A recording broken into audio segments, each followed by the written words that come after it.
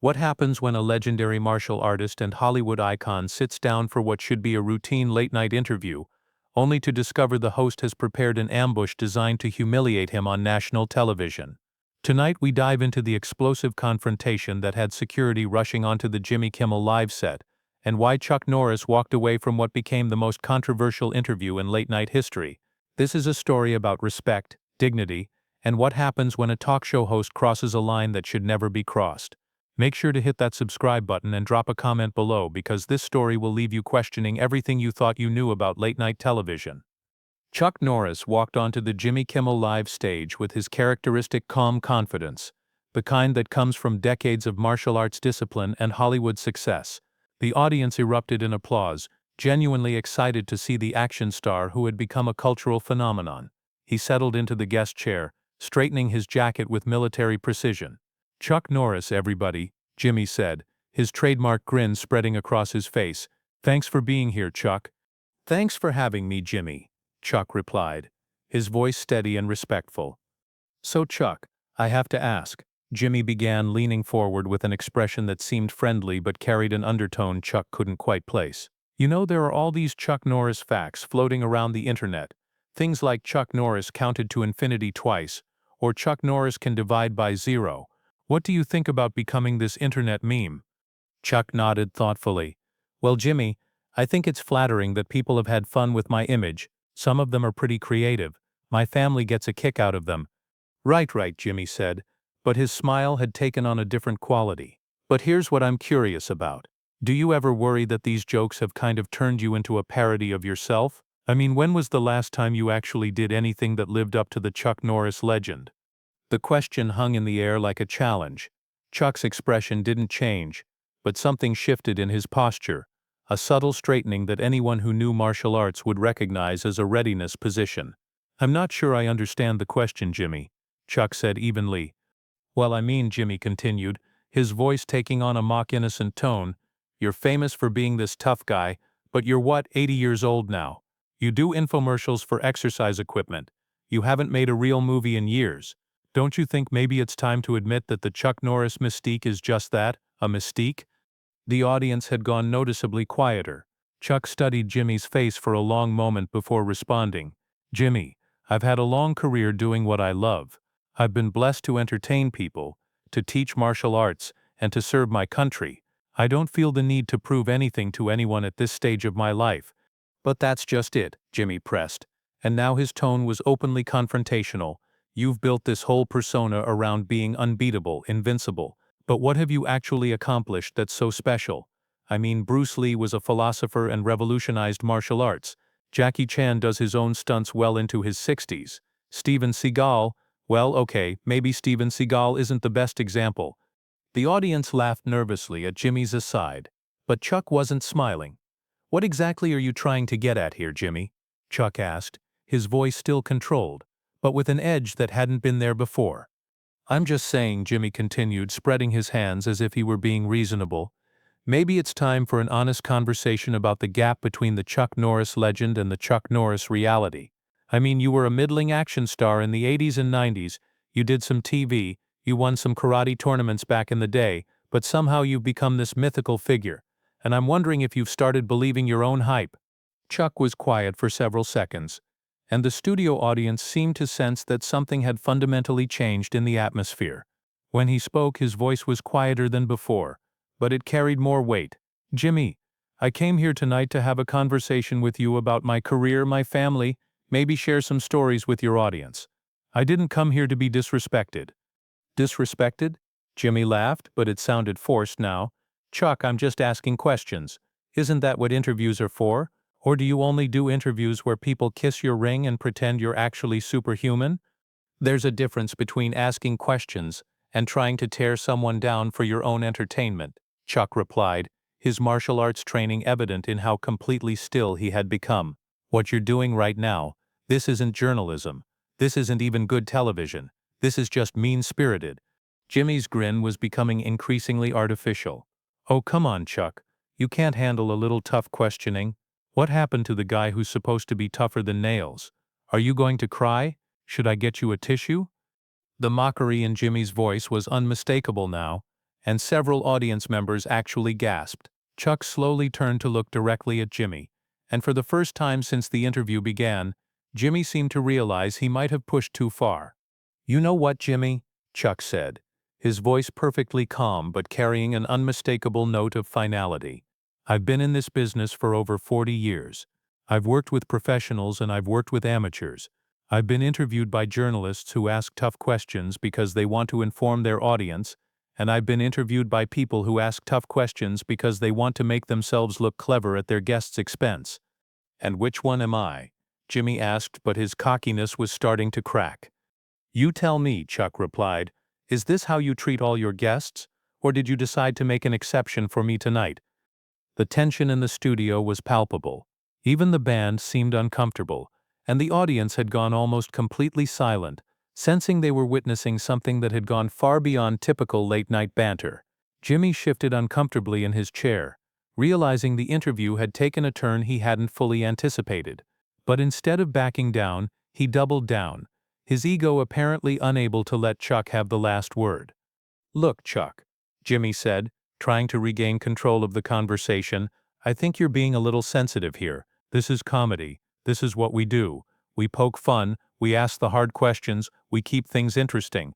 Maybe you're just not used to being challenged." Chuck's eyes narrowed slightly. "Challenged, Jimmy? I've been challenged by opponents in the ring who could break bones with their bare hands. I've been challenged by directors who demanded perfection in dangerous stunts. I've been challenged by life in ways you probably can't imagine. What you're doing isn't challenging me. You're trying to humiliate me for cheap laughs." "Humiliate you?" Jimmy scoffed. "Come on, Chuck. You're a public figure. You've made millions off this tough guy image. Don't you think the public deserves to know what's behind the curtain? I mean, let's be honest here. When was the last time you were in a real fight? And I don't mean some choreographed movie scene or exhibition match. I'm talking about a real fight." The question was clearly designed to provoke, and Chuck recognized it for what it was. His voice remained steady, but there was steel in it now.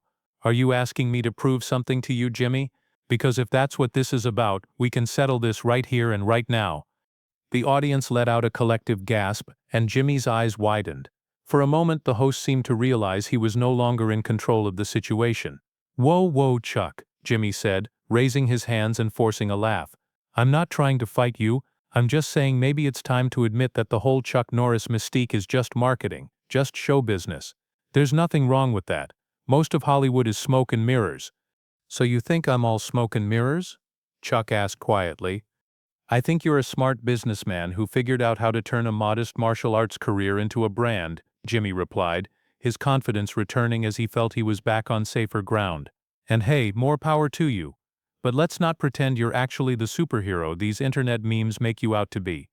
Chuck was silent for a long moment, studying Jimmy, with the kind of intense focus that had served him well in countless competitions. When he spoke, his voice was dangerously quiet. "Jimmy, let me ask you something. Do you know what respect means?" "Of course I know what respect means," Jimmy said dismissively. "I don't think you do," Chuck continued, "because if you did, you'd understand that respect isn't something you earn just by having a television show. It's something you show to other people, especially when they're guests in your house." "This is my show, Chuck," Jimmy shot back, his facade of friendliness completely gone now. "This is my house, and I'll ask whatever questions I want to ask. If you don't like it, you're welcome to leave." "Is that what you want? You want me to leave?" "I want you to answer my questions honestly instead of hiding behind this mystical warrior routine," Jimmy said, leaning forward aggressively. "I want you to admit that Chuck Norris, the legend, is just a character you play, and Chuck Norris, the man, is just another aging actor trying to stay relevant." The silence that followed was deafening. Chuck looked at Jimmy for what felt like an eternity, then slowly stood up from his chair. The movement was so fluid and controlled that it seemed almost choreographed, but everyone in the studio could sense the coiled power behind it. "You know what, Jimmy?" Chuck said, his voice carrying throughout the now completely silent studio. "You're right about one thing. Chuck Norris, the legend, is different from Chuck Norris, the man. The legend never gets angry. The legend never loses his temper. The legend always stays calm and collected, no matter what." Jimmy swallowed hard, suddenly very aware of how much larger Chuck seemed now that he was standing. "But Chuck Norris, the man," Chuck continued, Chuck Norris the man has spent his entire life learning discipline, respect, and honor, and Chuck Norris the man doesn't appreciate being insulted by someone who thinks having a late-night talk show makes him tough. Chuck, sit down, Jimmy said, trying to inject authority into his voice but failing. You're making this awkward for everyone. I'm making this awkward? Chuck laughed, but there was no humor in it. Jimmy, you invited me here as your guest, then spent the entire time trying to tear me down. You've been disrespectful, unprofessional, and frankly embarrassing, and now you want to tell me I'm making things awkward? Look, if you can't handle a little ribbing, maybe you shouldn't be doing interviews, Jimmy said, but his voice had lost most of its conviction. A little ribbing? Chuck repeated. Jimmy, there's a difference between playful banter and what you've been doing tonight. What you've been doing is trying to humiliate a guest for your own entertainment. And the worst part is, you seem to think you're entitled to do it just because this is your show. Jimmy opened his mouth to respond, but Chuck wasn't finished. Let me tell you something about respect, Jimmy. In martial arts, we have a concept called honor. It means you treat your opponents with dignity, even when you're fighting them. It means you don't try to win by tearing the other person down. You try to win by building yourself up. But you wouldn't understand that, would you? Because everything about this, Chuck gestured around the studio, is about tearing people down for laughs.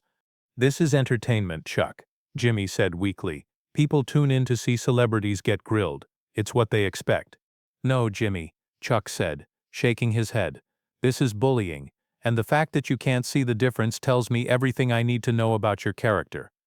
The camera operators were clearly unsure whether to keep rolling, and the audience sat in stunned silence as the confrontation escalated beyond anything they had expected. Jimmy's face had gone pale, but his pride wouldn't let him back down completely. He forced a nervous laugh and looked toward his audience as if seeking support. Okay, Chuck, I think you're overreacting here, Jimmy said, trying to regain some semblance of control. This is how late-night television works. We joke around, we have fun. We don't take everything so seriously.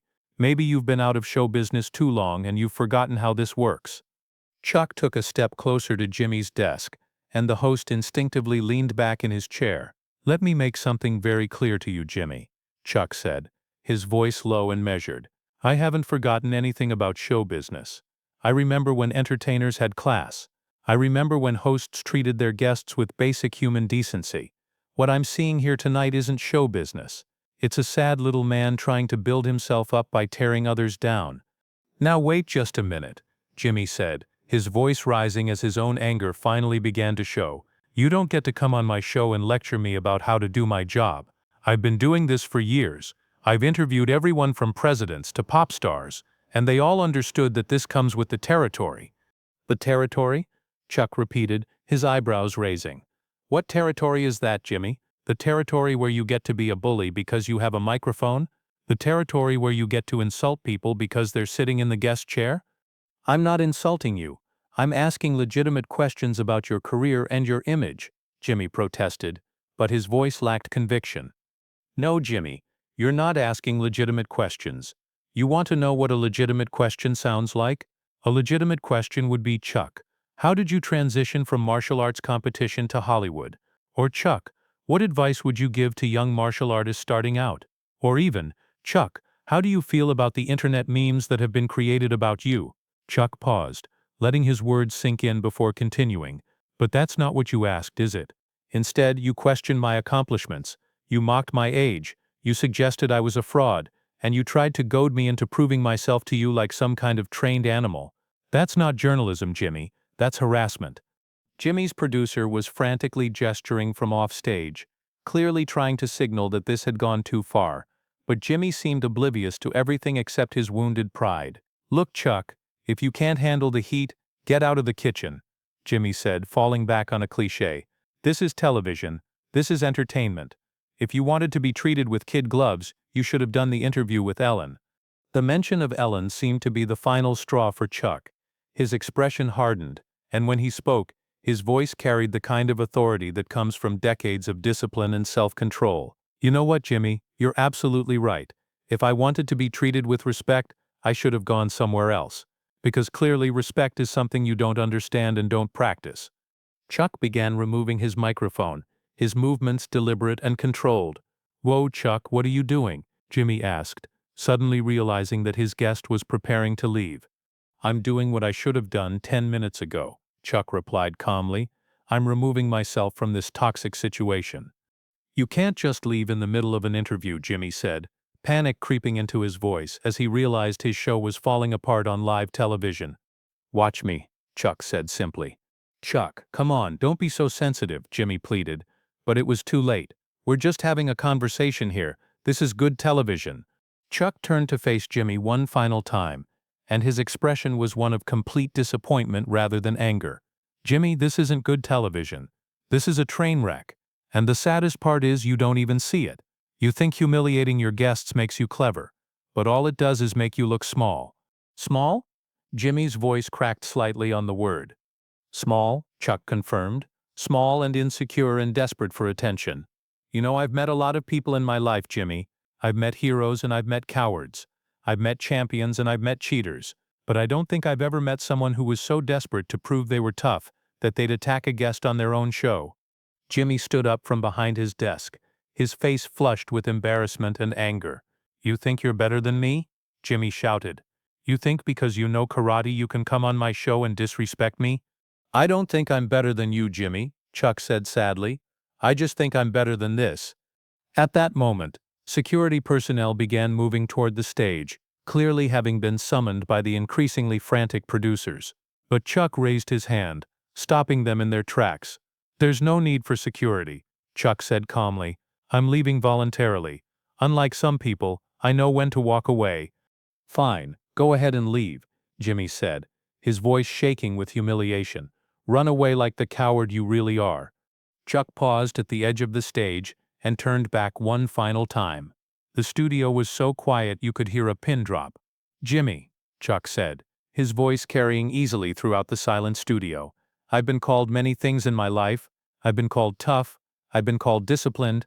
I've been called determined. I've also been called stubborn, demanding, and sometimes difficult to work with. But in 40 years in show business, until tonight, I had never been called a coward. Congratulations, you managed to be the first." With that, Chuck Norris walked off the Jimmy Kimmel live stage, leaving behind a host whose face had gone completely white, an audience sitting in stunned silence, and a television moment that would be talked about for years to come. Jimmy stood behind his desk, microphone in hand, clearly having no idea how to recover from what had just happened. The cameras continued rolling, capturing every second of his humiliation as he realized that his attempt to embarrass Chuck Norris had backfired spectacularly. "Well," Jimmy finally managed to say, his voice barely above a whisper, "I guess that's a Chuck Norris, everybody." But the damage was done. The interview that was supposed to showcase Jimmy's wit and interviewing skills had instead revealed him to be exactly what Chuck had called him, a bully who had finally picked on the wrong person. And that's the story of how Chuck Norris was kicked off Jimmy Kimmel's show, except he wasn't kicked off at all. He walked off with his dignity intact, leaving Jimmy to face the consequences of his own poor judgment. What do you think? Did Chuck handle this situation the right way, or should he have stayed and continued the fight? Drop your thoughts in the comments below, and don't forget to hit that subscribe button for more stories like this one.